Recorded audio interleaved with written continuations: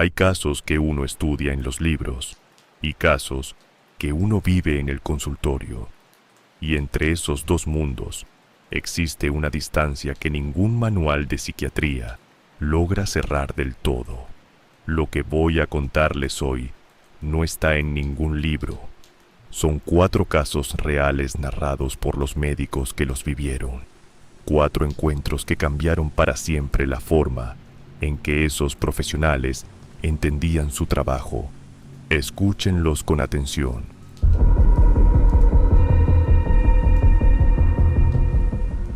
Soy psiquiatra desde hace 18 años. Hice mi residencia en un hospital universitario grande, de esos donde los casos llegan de todos lados, y uno aprende rápido a no sorprenderse de nada. O eso cree. El hombre del que voy a hablar llegó un martes por la tarde, derivado por su médico de cabecera, 45 años, ejecutivo de una empresa mediana, sin antecedentes psiquiátricos previos. La razón de la derivación era conducta errática en el trabajo, episodios de rigidez, respuestas inapropiadas en reuniones, quejas de sus compañeros de que algo en él había cambiado sin que nadie pudiera decir exactamente qué. En la primera sesión me pareció un hombre normal, articulado, inteligente, con plena conciencia de que algo no estaba bien y con disposición genuina a trabajarlo. Hablamos durante 40 minutos y al final de la sesión anoté en su ficha que el caso no presentaba señales de alarma inmediata y que procedería con evaluación estándar. Fue en la segunda sesión cuando lo noté. No fue algo que me llamara la atención de golpe. Fue una de esas cosas que el cerebro registra antes de que la mente consciente lo procese.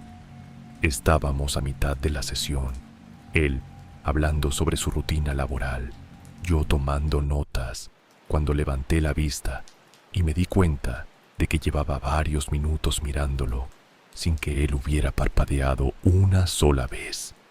Me dije que era una impresión, que yo estaba cansada o distraída.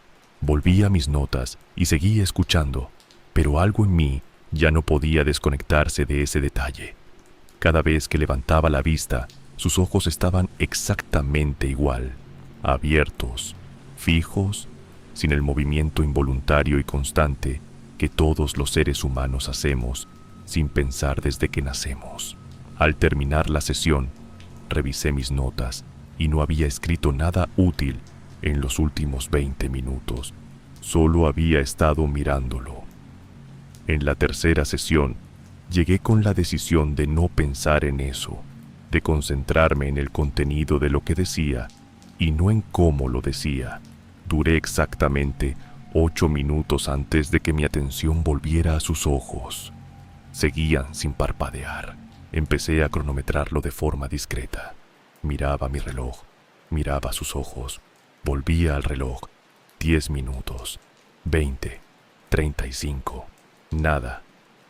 Una vez, solo una vez en toda esa sesión, sus párpados se cerraron un instante tan breve que no estuve segura de haberlo visto realmente. Esa noche, busqué en la literatura médica todo lo relacionado con la reducción patológica del parpadeo. Encontré referencias a la enfermedad de Parkinson, a ciertos trastornos neurológicos, a estados disociativos severos. Nada que encajara completamente con lo que yo estaba viendo. Porque lo de él no parecía un síntoma. No había rigidez, no había temblor, no había ninguna señal neurológica acompañante. Sus ojos simplemente permanecían abiertos con una naturalidad perturbadora, como si para él fuera lo normal y lo extraño fuera lo contrario. Consulté con un colega de confianza sin dar nombres. Le describí el caso y le pregunté si había algún marco clínico que explicara eso. Me dijo que probablemente era una conducta aprendida, una forma de control inconsciente, que algunos pacientes desarrollaban mecanismos físicos inusuales como respuesta a traumas no procesados. Me dijo que lo trabajara en sesión que lo nombrara directamente. En la siguiente consulta, intenté hacerlo. Le pregunté con toda la neutralidad que pude si alguna vez le habían comentado algo sobre su forma de mirar. Él se quedó en silencio un momento. Luego me preguntó a qué me refería exactamente. Le dije que había notado que parpadeaba con muy poca frecuencia y que me preguntaba si él era consciente de eso. Me miró durante lo que debieron ser unos 10 segundos completos sin decir nada. Luego sonrió levemente y me dijo que sí, que era consciente, que llevaba años siéndolo, que había aprendido a no parpadear, porque parpadear era una forma de perder el control de lo que uno veía y que él no podía permitirse perder el control de nada. Le pregunté desde cuándo sentía esa necesidad de control. Me dijo que desde siempre, que de niño había aprendido que si uno cerraba los ojos, aunque fuera un segundo, las cosas cambiaban, que su padre había sido un hombre impredecible y que había aprendido a no perderlo de vista nunca, que eso se había quedado en su cuerpo mucho después de que su padre ya no estuviera. Era la respuesta más clínica y coherente que había dado en semanas. La anoté, la procesé, me dije que finalmente teníamos un hilo del que tirar. Fue en la última sesión cuando todo cambió. Llegó puntual como siempre, se sentó, me miró. Estuvimos hablando durante la primera mitad de la consulta con normalidad, y luego, sin que hubiera ninguna transición visible, sin que el tema de conversación lo justificara, me dijo algo en voz baja que no he olvidado desde entonces. Me dijo que él también había notado algo en mí. Le pregunté a qué se refería. Me dijo que yo parpadeaba demasiado, que lo hacía especialmente cuando algo me incomodaba o cuando no sabía cómo responder a algo, que en las últimas sesiones había contado en promedio 22 parpadeos por minuto cuando el tema era neutral y que ese número subía a más de 30 cuando algo la perturbaba. Me quedé sin palabras. Me dijo que no lo decía para incomodarme. Me lo decía porque había sido lo único honesto que había pasado entre los dos en todas esas sesiones. Que mis parpadeos le habían dicho más sobre lo que yo realmente pensaba de él que todo lo que yo había anotado en mi ficha. Pedí supervisión esa misma semana y transferí el caso a otro colega. Llevo 18 años en esta profesión. He aprendido a manejar la transferencia, la contratransferencia, los límites terapéuticos, pero ese hombre me enseñó algo que ningún supervisor me había enseñado antes, que a veces el paciente nos observa con más precisión de la que nosotros lo observamos a él, y que eso, dependiendo de quién sea el paciente, puede ser lo más perturbador que uno experimente en un consultorio. Desde entonces, parpadeo de forma consciente varias veces al día, no como un tic ni como una obsesión, solo para recordarme que sigo siendo humana, que sigo teniendo el control de lo que veo, o al menos eso me digo.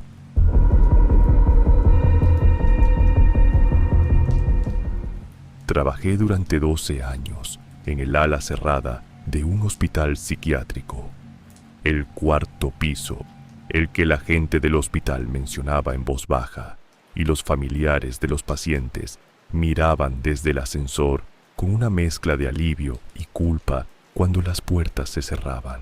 Era el piso de los pacientes de mayor complejidad, los que llevaban años internados, los que no tenían familia que los reclamara, los que habían agotado todas las opciones terapéuticas sin resultado. No era un lugar sin esperanza, pero era un lugar donde la esperanza tenía una forma diferente a la del resto del hospital. Entre todos los pacientes que atendí en esos 12 años, había una mujer que llevaba internada desde antes de que yo llegara. Más de una década en el mismo cuarto, en la misma cama, con la misma rutina silenciosa que el personal había aprendido a respetar sin cuestionarla demasiado. Nunca había dicho una sola palabra. No era mutismo selectivo, al menos no en el sentido clínico tradicional. Era algo más completo que eso. Desde su ingreso, más de 10 años antes de que yo llegara al piso, no había emitido ningún sonido, ni palabras, ni quejidos, ni llanto. Comía cuando le llevaban la comida. Dormía. Se sentaba en la silla junto a la ventana durante horas mirando hacia afuera. Respondía a las instrucciones básicas del personal con movimientos. Asentía. Se levantaba. Extendía el brazo para los controles médicos. Pero nunca un sonido. Los colegas que llevaban más tiempo en el piso me dijeron desde el principio que no insistiera, que muchos médicos lo habían intentado antes y que ninguno había logrado nada, que lo mejor era respetar su silencio y garantizar su bienestar físico, mientras el sistema burocrático seguía procesando su situación legal sin ninguna prisa visible. Yo lo intenté de todas formas, no con insistencia ni con técnicas agresivas, solo estando presente. Me sentaba cerca de ella en silencio durante las visitas. Le hablaba con calma sobre cosas sin importancia, el clima, lo que había para cenar esa noche, si le había gustado el libro que alguien del personal le había dejado. Nunca respondió, pero tampoco me ignoraba. Me miraba cuando yo hablaba con una atención tranquila que yo interpretaba como una forma de contacto, pequeña pero real. Después de varios meses, dejé de intentar que hablara y simplemente seguí visitándola. Se convirtió en parte de mi rutina del cuarto piso, una presencia silenciosa que de alguna forma yo había incorporado a mi día sin darme cuenta completamente.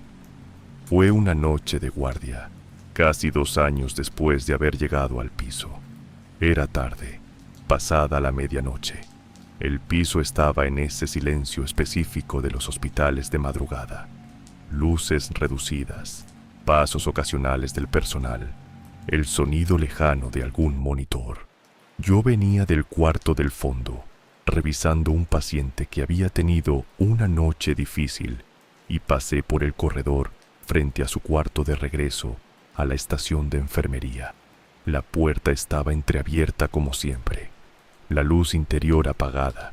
Seguí caminando y entonces me llamó por mi nombre, no por mi apellido, no por mi título, por mi nombre de pila, el que yo no usaba en el hospital, el que en 12 años de carrera nunca había usado con ningún paciente ni con casi ningún colega, porque desde el primer día de residencia había aprendido a mantener esa distancia profesional que los apellidos y los títulos ayudan a sostener. Me detuve en seco en el corredor. Durante unos segundos no me moví. Me dije que había sido una alucinación, que el cansancio de la guardia me estaba jugando una mala pasada, que había escuchado algo del corredor de abajo o del cuarto de al lado y mi cerebro lo había procesado mal, pero lo había escuchado con una claridad que no dejaba espacio para la duda. Mi nombre en su voz, una voz que yo nunca había escuchado antes y que sin embargo reconocí inmediatamente como suya, grave, un poco ronca, como la de alguien que lleva mucho tiempo sin usar las cuerdas vocales. Volví sobre mis pasos y empujé la puerta suavemente. Estaba sentada en la cama, de espaldas a mí, mirando hacia la ventana oscura, la misma postura de siempre, como si nada hubiera pasado, como si yo hubiera imaginado todo. Me acerqué despacio y le pregunté en voz baja si me había llamado. Silencio. Le pregunté cómo sabía mi nombre. Silencio. Me senté en la silla junto a su cama y me quedé ahí un momento largo esperando. Nada, solo su respiración tranquila y el sonido lejano del hospital de madrugada. Al final me levanté y antes de salir me detuve en la puerta y la miré una última vez. Seguía de espaldas, mirando la ventana. Nunca volvió a hablar. En los años que siguió internada, con otros médicos después de que yo pedí traslado a otro piso, no hubo ningún registro de que volviera a emitir ningún sonido. Esa fue la única palabra que pronunció en más de una década de internamiento: mi nombre. Hasta hoy no tengo ninguna explicación de cómo lo sabía. He pensado en ello más veces de las que quisiera admitir. He construido teorías, las he descartado, he vuelto a construirlas. Quizás lo escuchó de algún colega en algún momento, quizás lo leyó en algún documento que alguien dejó cerca. Quizás hay una explicación lógica y simple que nunca encontré, pero hay algo que no puedo ignorar cada vez que pienso en esa noche. Ella no dijo mi apellido, no dijo doctora, dijo mi nombre, el que nadie en ese hospital usaba, y lo dijo con una precisión y una calma que no sonaba a alguien que acababa de recordar algo. Sonaba a alguien que lo había sabido siempre y había estado esperando el momento exacto para usarlo. No sé qué guardaba ese silencio de más de 10 años. No sé qué había adentro de esa mujer que ninguno de nosotros logró alcanzar en todo ese tiempo. Pero esa noche, en ese corredor oscuro del cuarto piso, algo de lo que había adentro salió un momento, solo un momento, solo mi nombre, y fue suficiente para que pidiera el traslado 2 semanas después.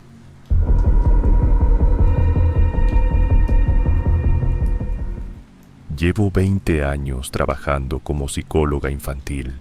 He atendido a niños que vienen de situaciones que la mayoría de adultos no podría procesar: negligencia, violencia, abandono. Uno aprende con los años a mantener la distancia profesional necesaria para poder ayudar sin romperse. Aprende a separar el consultorio de la casa. Aprende a no llevarse los casos a la almohada.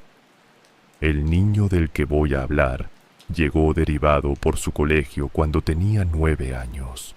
La maestra había reportado conducta agresiva con sus compañeros, aislamiento severo y episodios de llanto sin causa aparente durante las clases. En casa, según el reporte inicial, los padres decían que estaba bien, que era un niño tranquilo, que los problemas eran del colegio. En la primera sesión, el niño no habló. Se sentó en la silla frente a mí, miró la mesa con los materiales de dibujo que siempre tengo disponibles y esperó. Le dije que no tenía que hablar si no quería, que podía dibujar si le apetecía, que ese era su espacio y él podía usarlo como quisiera. Tomó los colores y empezó a dibujar. Dibujó durante los 40 minutos completos de la sesión, sin levantar la vista ni una sola vez. Cuando terminó el tiempo, le pregunté si podía ver lo que había dibujado. Me empujó la hoja hacia el lado sin decir nada. Era una casa, simple, de fachada, con 2 ventanas y una puerta. Dentro de la casa, visibles a través de las ventanas, 2 figuras adultas. Y afuera, en el jardín, una figura pequeña de pie mirando hacia adentro a través del vidrio. Le pregunté quiénes eran las personas de la casa. No respondió.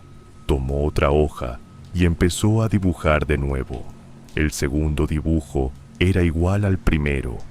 Me dije que era normal, que los niños en las primeras sesiones frecuentemente repiten imágenes como una forma de procesar algo que no pueden verbalizar todavía, que el dibujo era un lenguaje y que ese lenguaje necesitaba su propio tiempo para desplegarse. Anoté los detalles, fotografié los dibujos con el protocolo habitual y los cité para la semana siguiente. En la segunda sesión dibujó lo mismo, en la tercera lo mismo, en la cuarta y la quinta exactamente igual, siempre la misma casa, siempre las 2 figuras adentro, siempre la figura pequeña afuera mirando hacia adentro. A veces cambiaba el color del cielo, a veces añadía un árbol en una esquina, pero el núcleo de la imagen nunca variaba.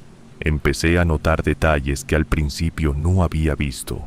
La figura pequeña de afuera no tenía expresión definida, pero su postura era específica. Los brazos pegados al cuerpo, la cabeza ligeramente inclinada hacia adelante, los pies juntos, una postura de alguien que espera ser dejado entrar. Y las figuras adultas de adentro nunca miraban hacia la ventana, siempre de frente, siempre mirando hacia otro lado. En la sexta sesión, intenté hablar directamente sobre los dibujos. Le pregunté quién era la persona pequeña de afuera. Me miró un momento, luego bajó la vista y dijo en voz muy baja que era él. Le pregunté qué estaba haciendo afuera de la casa. Dijo que esperando. Le pregunté qué esperaba. Tardó un momento largo antes de responder. Luego dijo que esperando que lo dejaran entrar. Seguí con cuidado. Le pregunté si eso pasaba en su casa, si alguna vez lo dejaban afuera. Asintió sin levantar la vista. Le pregunté con qué frecuencia. Me dijo que cuando se portaba mal, que sus papás lo mandaban al patio de noche y cerraban la puerta con llave hasta que ellos decidían que ya podía entrar, que a veces era 1 hora, que a veces era más. Le pregunté si eso le daba miedo. Me dijo que sí, que de noche el patio era oscuro y que él se sentaba junto a la puerta y miraba la luz de adentro por la rendija, porque eso lo hacía sentir menos solo. Lo dijo con una calma que era más perturbadora que cualquier llanto, con la naturalidad de alguien que ha normalizado algo que nunca debió normalizarse, sin rabia, sin dramatismo, solo contándolo como quien cuenta algo que simplemente forma parte de su vida. Activé el protocolo de protección esa misma tarde. Lo que vino después fue el proceso largo y burocrático que cualquiera que haya trabajado en protección infantil conoce bien. Informes, visitas domiciliarias, intervención de servicios sociales, reuniones con el colegio. Los padres negaron todo en un principio, luego minimizaron, luego, cuando la evidencia ya no dejaba espacio, dijeron que era una forma de disciplina, que ellos también habían sido criados así, que el niño exageraba. El niño no exageraba. Tardamos varios meses en conseguir que el niño fuera reubicado temporalmente con unos tíos mientras se resolvía la situación legal. El día que le dije que ya no iba a tener que dormir más en el patio, se quedó mirándome un momento sin decir nada. Luego me preguntó si podía llevarse sus dibujos. Le dije que sí, que eran suyos. Los recogió todos con cuidado, los dobló y los guardó en su mochila. Todos menos uno. El último que había dibujado esa sesión lo dejó sobre la mesa y me lo señaló. Era diferente a todos los anteriores. Seguía siendo la misma casa, las mismas ventanas, la misma puerta. Pero esta vez, la figura pequeña no estaba afuera. Estaba adentro, de pie en el centro de la casa, rodeada de luz. No dijo nada. Se colgó la mochila al hombro y salió. Ese dibujo sigue en mi consultorio. Lo tengo enmarcado en una esquina donde puedo verlo desde mi silla. No como un trofeo, ni como un recordatorio del trabajo bien hecho. Lo tengo ahí porque hay días en que esta profesión pesa de una manera que es difícil de describir a quien no la vive. Y en esos días miro ese dibujo y recuerdo que a veces el trabajo consiste simplemente en preguntarle a un niño qué le pasa cuando nadie más se lo ha preguntado, y que eso, aunque parezca poco, puede ser suficiente para que la figura pequeña finalmente entre a la casa.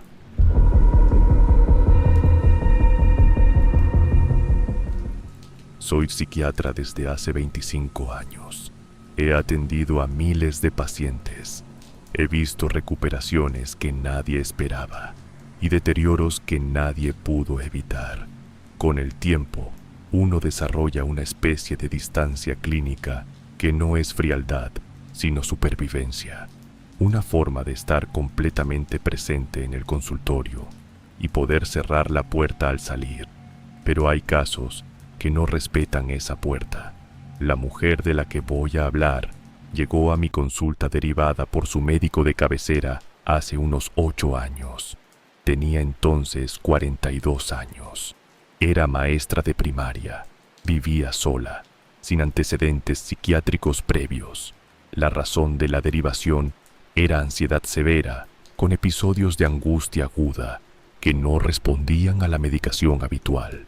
En la primera sesión me pareció una mujer completamente lúcida, inteligente, articulada, con una capacidad de introspección poco común. Describía su ansiedad con una precisión casi clínica, como si llevara años observándose desde afuera. Trabajamos durante las primeras semanas. Todo era habitual: el estrés laboral, el aislamiento social, los patrones de pensamiento que alimentaban la angustia. Avanzábamos bien, o eso creía yo. Fue en la 4ª sesión cuando me dijo algo que cambió completamente el rumbo del tratamiento. Me dijo que sabía cuándo iba a morir. Lo dijo con la misma calma con que había descrito todo lo demás, sin dramatismo, sin llanto, sin ninguna de las señales que uno asocia con una ideación suicida o un delirio agudo. Lo dijo como quien menciona un hecho que simplemente conoce, como si me estuviera diciendo su fecha de nacimiento o la dirección de su casa. Le pregunté con cuidado qué quería decir con eso. Me dijo que no era una amenaza ni un deseo, que no tenía ninguna intención de hacerse daño, que simplemente sabía, con la misma certeza con que sabía otras cosas sobre sí misma, que iba a morir un día específico. Me dio la fecha, un martes de noviembre. Apliqué el protocolo habitual de evaluación de riesgo. No había ideación suicida, no había plan, no había historial de conductas autolesivas, no había ningún indicador clínico que justificara una intervención de urgencia. Era una mujer estable que sostenía una creencia fija sobre su propia muerte con una serenidad que resultaba más perturbadora que cualquier agitación. Lo clasifiqué inicialmente como una creencia delirante de contenido somático. No era un diagnóstico que me convenciera del todo, pero era el marco más cercano que tenía disponible. Inicié un ajuste de medicación y seguimos trabajando. Pero la creencia no se dio. A diferencia de otros delirios que con el tratamiento adecuado se ablandan, se vuelven menos rígidos, se abren a la duda. Este permanecía exactamente igual semana tras semana, no con angustia sino con una estabilidad que con el tiempo empecé a leer de otra manera, no como la rigidez de un delirio, sino como la serenidad de alguien que ha aceptado algo que no puede cambiar. Le pregunté en varias ocasiones cómo sabía lo que sabía. Nunca pudo explicarlo del todo. Me decía que era como saber que va a llover antes de que las nubes aparezcan, que había una sensación en el cuerpo, profunda, constante, que no se parecía a ningún miedo ni a ninguna fantasía, que simplemente estaba ahí como un hecho. Con el tiempo dejé de intentar desmantelar la creencia y empecé a trabajar alrededor de ella. ¿Qué quería hacer con el tiempo que tenía? ¿Cómo quería vivir esos años? Si había cosas que necesitaba resolver o decir. Ella respondía a esas preguntas con una claridad y una madurez que a veces me dejaban sin palabras. Había pensado en todo. Había ordenado sus cosas con una calma metódica que no era resignación, sino algo más parecido a una preparación serena. Seguimos trabajando durante meses, luego durante años. La ansiedad que había motivado la derivación inicial fue cediendo. No sé si fue el tratamiento o si fue que ella encontró una forma de convivir con lo que sabía que la esperaba. Probablemente las dos cosas. Un día me dijo que creía que ya no necesitaba seguir viniendo, que se sentía bien, que había hecho lo que necesitaba hacer, que estaba lista. Le pregunté ¿lista para qué? Me miró un momento y luego sonrió levemente. Me dijo que para lo que viene. Tuvimos una última sesión de cierre unas semanas después. Fue una sesión tranquila, casi ordinaria. Hablamos de cómo había cambiado desde la primera consulta, de lo que se llevaba del proceso, de los recursos que tenía para seguir adelante. Al final se levantó, me dio la mano y me dijo que había sido un buen proceso, que le había ayudado más de lo que yo creía. Salió del consultorio y no volví a saber de ella. Durante los meses siguientes pensé en ella ocasionalmente. Me preguntaba cómo estaría, si la ansiedad había vuelto, si aquella creencia sobre su muerte seguía tan firme como siempre.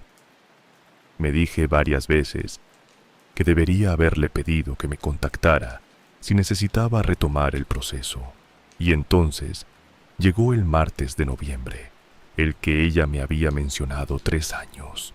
No lo tenía marcado en ningún calendario. No lo había anotado en ningún lugar visible. Pero esa mañana, cuando llegué al consultorio y abrí mi agenda, me di cuenta de la fecha y lo recordé de golpe con una claridad que no esperaba.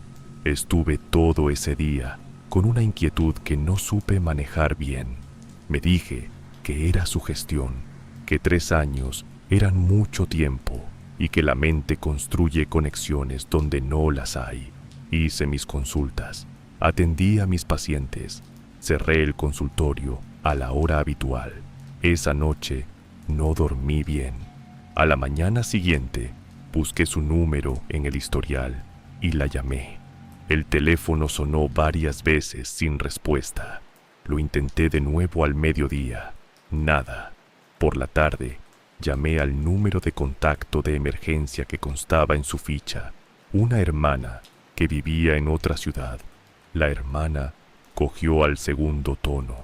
Le dije quién era y le pregunté cómo estaba su hermana. Hubo un silencio del otro lado de la línea. Luego la hermana me dijo que su hermana había fallecido el día anterior, un martes de noviembre. De causas naturales, me dijo. Un problema cardíaco que nadie había detectado, que no había dado señales previas, que los médicos no habían podido anticipar. Me quedé en silencio con el teléfono en la mano durante un momento que no supe cuánto duró. Le di el pésame a la hermana y colgué. Me senté en mi silla del consultorio y me quedé ahí un tiempo largo sin mover, mirando la pared frente a mí, intentando ordenar lo que acababa de confirmar con algún marco que lo contuviera, buscando la explicación que en 25 años de carrera siempre había encontrado para todo. Esta vez no la encontré. Llevo años pensando en ese caso. He construido hipótesis, las he revisado, las he descartado. Que ella tenía información médica sobre su propio cuerpo que su conciencia no había procesado explícitamente, pero que se manifestaba como una certeza, que fue una coincidencia extraordinaria dentro de los márgenes estadísticos de lo posible, que hay mecanismos psicológicos que la ciencia aún no comprende completamente. Todas esas explicaciones son posibles. Ninguna me satisface del todo. Lo que sí sé es que ella vivió esos últimos años con una paz que pocas personas alcanzan, que ordenó su vida, resolvió lo que necesitaba resolver y se despidió cuando estuvo lista, y que en aquella última sesión, cuando me dijo que había sido un buen proceso, lo decía con una convicción que ahora entiendo diferente. No me estaba agradeciendo el tratamiento, se estaba despidiendo.